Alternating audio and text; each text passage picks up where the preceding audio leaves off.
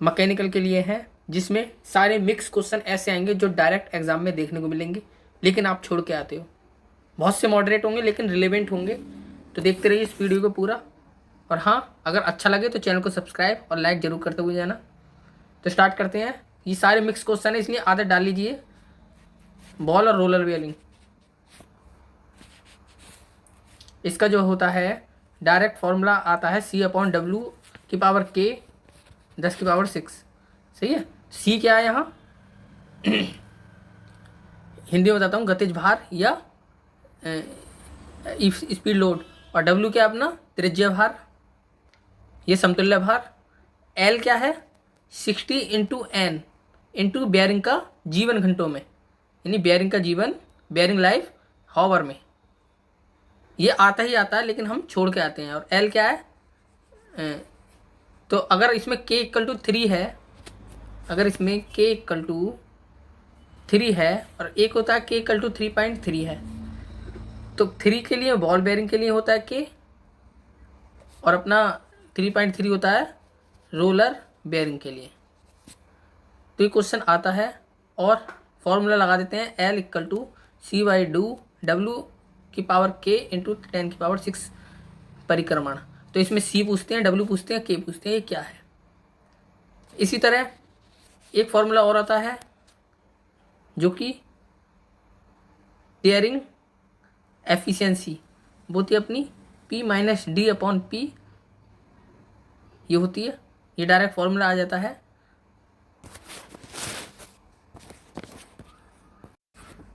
ये पूछते हैं गैस कांस्टेंट R किसके इक्वल होता है। तो इसका आंसर हिंदी में बोल लेते हैं या फिर एक लैंग्वेज लिख देते हैं, दो विशिष्ट ऊष्माओं का अंतर, ये होता है। लेकिन आपको अगर फॉर्मूला पता होगा तो ये सिंपल है, R=Cp-Cv। तो ये Cp-Cv ऐसे तो बोलेंगे नहीं कि pressure constant minus volume constant, ये बोलेंगे दो विशिष्ट, ये विशिष्ट ऊष्मा का अंतर को ही हम R कहते हैं। जहाँ R क्या होता है, R होता है अपना 287 जूल प्रति, जहाँ R होता है अपना, ये वैल्यू भी पूछ सकते हैं, जूल प्रति किलोग्राम केल्विन। और अगर ये किलो जूल में बदल दें तो 0.287 हो जाएगा जूल प्रति किलोग्राम केल्विन। फाइन। जहाँ Cp और Cv से याद आया कि Cp/Cv भी होता है। सही है। तो गाइस, इन चार जो इस समय में क्वेश्चन लिख रहा हूँ, इन चारों में एक आती है, जैसे गिब्स, जिसमें हम कन्फ्यूजन हो जाते हैं। तो ये वो ऐसा देता है F=C-P+2। तो आपको ऐसे याद नहीं करना है, इससे दिक्कत पड़ती है। अब याद कैसे करना है आपको कि P+F=C+2, ये याद रखिए। तो P और F कहीं भी अदल बदल कर दे, इधर ले जाए F या P इधर ले जाए, तो दिक्कत नहीं पड़ेगी। यानी P प्लेटफॉर्म नंबर, ट्रिक देख लीजिए, प्लेटफॉर्म क्रमांक 2, प्लेटफॉर्म क्रमांक 2, इस तरीके से आप याद कर सकते हैं, थोड़ी बहुत अंदाज़ा लगाने के लिए, ताकि गलत नहीं हो।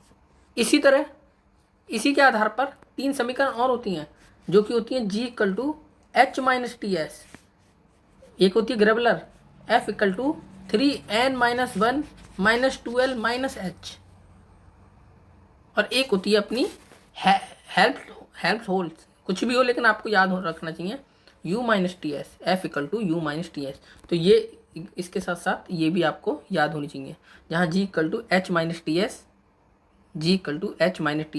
F=3n-1 -2l-h, और एक F=U-TS। तो याद रखना गाइस, कहीं मिक्स मत कर देना, बहुत ध्यान से पढ़ना। F=U-TS है, ना कि H-TS। अगर यहाँ H-TS हो जाएगा तो वो G= हो जाएगा, तो याद रखनी चाहिए। नेक्स्ट, जैसे हमारा पूछता है PV डायग्राम, यानी PV जो ग्राफ है वो किसको दर्शाता है, तो अपना W को। इसी तरह TS का ही पूछता है, TS किसको दर्शाएगा, तो अपना Q देगा। सही है, यानी ऊष्मा को प्रदर्शित करेगा, ये W देगा PV डायग्राम। तो सिंपल सा आना ही चाहिए। देखिए गाइस, इसमें सब कुछ मिक्स है, तो आप बस ये देखते जाइए कॉन्सेप्ट, और जो मैं पढ़ा रहा हूँ आपके दिमाग में बैठ जाएगा एग्जाम तक, चिंता मत करिए। देखिए, इस पर गियर का लेविस समीकरण पूछते हैं, एक लेविस समीकरण, लेविस इक्वेशन। तो ये किसके लिए यूज होती है ये पूछते हैं। पहले इसकी इक्वेशन लिख दूँ, F=F W V/m/। सही है, ये क्वेश्चन होती है, पूछ लेते हैं। लेकिन ये कमज़ोर पिनियन यानी वीक पिनियन के लिए यूज़ होती है। वीक पिनियन गियर के लिए, है समझ में? वीक पिनियन डायरेक्ट एग्जाम में लिखा हुआ मिलेगा ये क्वेश्चन, वीक पिनियन पे आंसर लगाया है। तो डायरेक्ट K=G पूछ लेते हैं, यानी K और G के मान समान है, गिवन दे रखा होगा, तो म्यू की वैल्यू क्या होगी? तो आप फार्मूले रखेंगे, टाइम लगेगा, तो μ=1/8 होगी इसकी वैल्यू। अगर आप रख के देखेंगे तो मैं रख के भी दिखा देता हूँ, कोई दिक्कत नहीं है। जैसे K=G है, तो इसका मतलब क्या हो गया?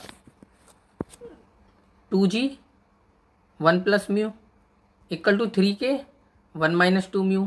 तो ये Kg है तो G से K कट जाएगा, तो जब ये सॉल्व करेंगे तो म्यू की वैल्यू डायरेक्ट 1/8 याद रखिए। इसी तरह आप जो अपने 3 फार्मूले हैं वो याद होनी चाहिए, वो बता के मैं आप टाइम वेस्ट नहीं कर रहा, सबको पता होते हैं। 3K 1 - 2 μ, 2G 1 + μ, सही है। 9 Kg 3K + G। 1 torr equal to होता है 133 पास्कल, ये भी याद रखिएगा। 1 टॉर = 133 पास्कल। देखिए अब केंद्रीय पंप के लिए एक चीज़ बहुत आती है आपके दिमाग में, एकदम बैठा दूंगा मैं, जो केवल 2 ही क्वेश्चन याद रखनी है, Q और H समानुपाती। S समानुपाती होता है D² N² के, Q समानुपाती होता है Q DQ/N के। अब आपको याद कैसे करना है, ये याद हो जाएगा तो आपका टरबाइन में भी ऐसा ही कुछ होता है, लेकिन उसमें कुछ अलग होता है। तो H जब भी आए तो दोनों में स्क्वायर लगना ही लगना है, यानी पहले H का फंडा क्लियर करना है। H जब भी आए तो स्क्वायर आना ही आना है, कभी भी H के साथ अकेला आ सकता है, लेकिन स्क्वायर जरूर आएगा D और N में, याद रहेगा। तो आप याद कैसे करेंगे? H के 2 डंडे दिख रहे हैं, तो ये स्क्वायर आपको लगाना ही लगाना है, सही है, D और N में। अब Q का क्या फंडा है? Q भी सिंपल है, Q है, Q का मतलब होता है मैथ में किसी की पावर 3 होना। किसी की पावर 3 है तो उसे Q बोलते हैं ना, AQ + BQ। तो इसी तरह Q में Q तो आना ही आना है, तो Q समानुपाती है DQ के, यानी D की पावर 3 के। अब बचा N, और ये Q N के भी समानुपाती होता है, तो N में भी तो 3 डंडे दिख रहे हैं ये, तो इस तरीके से आप याद कर सकते हैं। तो Q जो होता है समानुपाती 2 के हो गया, एक Q हो गया अपना, एक Q हो गया DQ के, और एक Q हो गया N के, बस सिंपल। H दिख जाए तो D² N²। और अगर तो वो पूछेगा गलत क्या होता है, तो Q ऐसे बोल देगा, तो ये आपको तुरंत गलत लगा के आना है, क्योंकि D की समानुपाती Q नहीं होता, सही है। इसी तरह नरम इस्पात जो होता है 0.15 से 0.3% होता है। नेक्स्ट क्वेश्चन देखिए, अगर ऐसा क्वेश्चन आता है कि अगर 2 सॉफ्टें एक दूसरे को प्रतिच्छेदित या काट रही हैं तो वो हुक्स जॉइंट होता है वहाँ, सही है। और यदि 2 सॉफ्ट एक दूसरे के लंबवत हैं या फिर परपेंडिकुलर हैं तो वहाँ वर्म एंड वॉर्म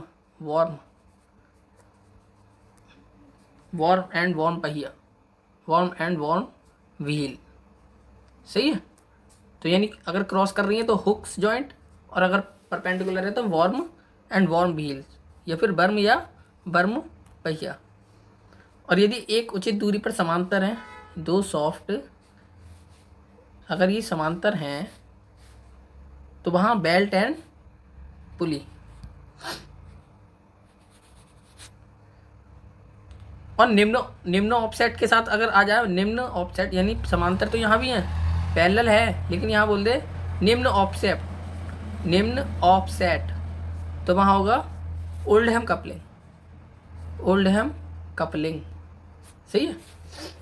तो आपको याद रखना है, एसएससी का पेपर आ ही रहा है तो आप देख रहे हैं, इसी तरह तैयारी करेंगे ताकि आपके दिमाग में बैठ जाए। देखिए एक टॉर जो होता है अपना, वो 1 mm ऑफ मरकरी के भी होता है इक्वल। एक टॉर 1 mm ऑफ मरकरी के भी इक्वल होता है। और जो इसमें बॉयलर में प्राइमिंग वर्ड है ना, बॉयलर में प्राइमिंग शब्द किस लिए यूज़ होता है? प्राइमिंग तो होता है पानी के कणों को भाप द्वारा ले जाने से, यानी वो वाटर के कण जो होते हैं उनको भाप द्वारा वो उन पानी के कणों को भाप द्वारा ले जाने से, यानी भाप द्वारा अगर ये ले जा रहा है तो वो ही अपनी प्राइमिंग होती है। देखिए इस समय टाइम है हमारा मॉक लगाने का, रिवीजन करने का और एनालिसिस, अपनी गलतियों पे सुधार। तो ये करिए ना आप। मैं देखता हूँ यूट्यूब पे एक क्लास चल रही थी स्प्रिंग, घंटों की क्लास स्प्रिंग पे ही दे रहे हैं बच्चे। इसका क्या फ़ायदा? आप स्प्रिंग अगर ज्ञाता बन भी गए स्प्रिंग के, तो एसएससी जेईई का पेपर तो 6 दिन बाद है। इतनी देर में आप अपने मॉक लगाइए, रिवीजन भी कर सकते हैं। तो देखकर समझ में नहीं आती कि बच्चे खुद ही क्यों बाहर हो जाते हैं अपने आप ही सिलेक्शन से, कि यहाँ अटक जाते हैं यूट्यूब पे स्प्रिंग ले रहे हैं, मोहर सर्कल पढ़ रहे हैं, मोहर सर की क्लास ले रहे हैं पूरे पूरे 2-2 घंटे। आप इस समय रिवीजन करिए क्योंकि टाइम बहुत कम बचा है, और जो मैं करा रहा हूँ उस वो इसलिए करा रहा हूँ कि ताकि आपके दिमाग में बैठ जाए। तो जितने हो सके आप क्वेश्चन लगाइए इस समय, दब के क्वेश्चन लगाइए दिन में जितना हो सके। तो स्टार्ट करते हैं। इसलिए मैं वही क्वेश्चन करा रहा हूँ जो रिलेवेंट है, इंपॉर्टेंट है, मॉडरेट है, आते ही आते हैं। W non flow equal to 1 to PdV, और एक होता है W फ्लो प्रोसेस, इसका होता है -1 to VdP। तो याद रखना जब फ्लो आएगा तो वहाँ VdP होगा, और अगर नॉन फ्लो आएगा तो वहाँ PdV होगा। तो याद रहेगा। याद नहीं रहे तो यहाँ का V पकड़ लेना, यहाँ का F पकड़ लेना, तो आपको हमेशा याद रहेगा। देखिए इसी तरह अगर किसी पदार्थ का एक आइडियल फ्लो है, यानी आदर्श प्रवाह है, को संतुष्ट करता है, तो वो कंटिन्यूटी इक्वेशन है, ना कि पास्कल। बच्चे पास्कल पे बहुत लगाते हैं इसमें कि आइडियल फ्लो होता है तो पास्कल पे, पास्कल नहीं, कंटिन्यूटी इक्वेशन हमेशा आदर्श फ्लो को संतुष्ट करना चाहिए। तो इसका आंसर है कंटिन्यूटी इक्वेशन। देखिए भूतल पर या भूमि पर जो वायुमंडलीय दाब होता है वो कितना होता है? वो एक ही होता है, लेकिन इसकी यूनिट वो बहुत चेंज कर देते हैं। किलोग्राम फोर्स पर सेंटीमीटर स्क्वायर होता है ना, अगर यहाँ फोर्स नहीं होगा तो गलत होगा। तो किलोग्राम पर सेंटीमीटर स्क्वायर नहीं, किलोग्राम फोर्स पर सेंटीमीटर स्क्वायर, ना कि मीटर स्क्वायर। पहले मैं बता रहा हूँ कि क्या आप गलती करेंगे, क्या हमसे हो सकती है गलती, इसलिए मैं पहले से ही जोड़ दे रहा हूँ। जैसे उसमें 210 किलो जूल पर मिनट होता है, तो यहाँ मिनट की जगह सेकंड कर देते हैं वो रेफ्रिजरेटर में, देख लेना। तो मिनट होता है वो। तो अब एक होता है जिसमें बच्चे कंफ्यूज होते हैं, ये पाइप वाला, जिसमें पाइप होता है, पाइप में बोलते हैं ये पैरेलल है, तो H और डिस्चार्ज क्या सेम है, क्या अलग अलग है, क्या चीज़ बटेगी। तो इसकी सिंपल सी ट्रिक मैंने ये निकाली है कि कोई भी चीज़ पैरेलल है अगर हमारा पाइप, तो पैरेलल को ऐसे लिखते हैं। तो अब मुझे ये पता चलना है कि इसमें H इक्वल सेम होगी या Q सेम होगी, तो इसमें एक चीज़ तो सेम होनी है। तो H, तो इसमें आप सिंपल से देख लीजिए, H जो है इसको मैंने पैरेलल को मैंने लिटा दिया तो ये ऐसे बन जाएगा, सही है। और यदि पैरेलल में मैंने बीच में ये डंडा लगा दिया तो H बन जाएगा, यानी पैरेलल में इक्वल होगा H। याद रहेगी, ये पाइप की बात कर रहा हूँ। तो डिस्चार्ज हमारा अलग हो जाएगा। अगर यही सीरीज में बोल देते हैं वो, ये पाइप फ्लो की बात कर रहा हूँ मैं, पाइप फ्लो में बोल देते हैं कि यदि सीरीज में है, यदि पैरेलल में है, यदि समांतर में है पाइप, तो हमारी क्या चीज़ सेम होगी? डिस्चार्ज सेम होगा, H सेम होगा, Q सेम होगा। तो सिंपल सी ट्रिक है, एक से पता चल जाएगी कि H हमारा अगर सेम है, पैरेलल में H इक्वल टू होता है, तो Q अलग अलग हो जाएगा।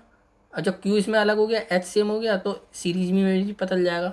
सीरीज से कैसे पता जाएगा भैया? जब H पैरेलल में H सेम है तो सीरीज में H अलग होगा, तो Q सेम हो जाएगा। तो दोनों के आंसर फटाक से आप दे सकते हैं। एक बार और बता दूं, तो पैरेलल में इक्वल टू होता है, मैंने इसे लिटा दिया, इक्वल टू होता है, इसे मैंने डंडा लगा दिया बीच में H, तो H जो है पैरेलल में इक्वल टू होता है, सही है। और Q हो गया अलग, सिंपल है। और यहीं सीरीज बोल दें तो सीरीज में Q सेम हो जाएगा और H अलग हो जाएगा। आवेग या इम्पल्स टरबाइन के लिए DOF जो होता है वो 0 होता है, याद रखना। देखिए एक क्वेश्चन बहुत आता है जिसमें PV डायग्राम जो होता है P, और ये होता है V। तो ये जो होता है अपना नीचे वाला, ये आइसोबैरिक, ये आइसोथर्मल,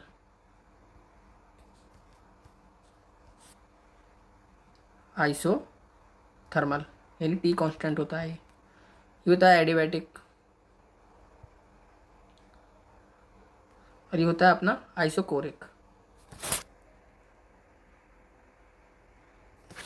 यानी यहाँ V बराबर कांस्टेंट गामा, T बराबर कांस्टेंट, आइसोबैरिक में P बराबर 0। तो ये क्वेश्चन आता ही आता है जिसमें ये P बराबर कांस्टेंट, ये T बराबर कांस्टेंट, आइसोथर्मल, और ये वाला होता है अपना पहला वाला आइसोबैरिक, आइसोथर्मल, ये होता है अपना एडियाबैटिक, और सबसे लास्ट में खड़ी लाइन जो होती है ये आइसोकोरिक।